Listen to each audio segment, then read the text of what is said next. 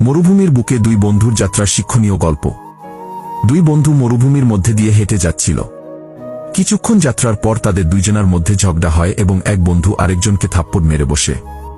যে থাপ্পড় খেয়েছিল সে মনে কষ্ট পেলেও মুখে কিছু বলল না, শুধু বালিতে লিখে রাখল, আজকে আমার সবথেকে প্রিয় বন্ধু আমাকে থাপ্পড় মেরেছে গি।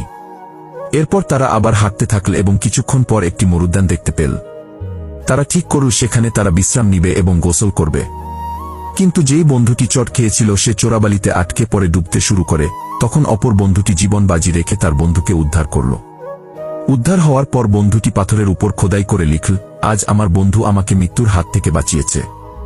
এটা দেখে তখন অপর বন্ধুটি তাকে জিজ্ঞাসা করল, আচ্ছা, আমি যখন তোমাকে চড় মেরেছিলাম তখন তুমি বালির উপর লিখেছিলে, আর এখন পাথরের উপর খোদাই করে লিখলে কেন?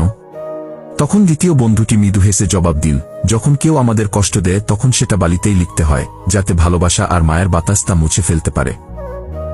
আর যখন কেউ আমাদের কোনো উপকার করে তখন তা পাথরে খোদাই করে রাখা উচিত, যেন কোনো বাতাসই তা কখনো মুছে দিতে না পারে।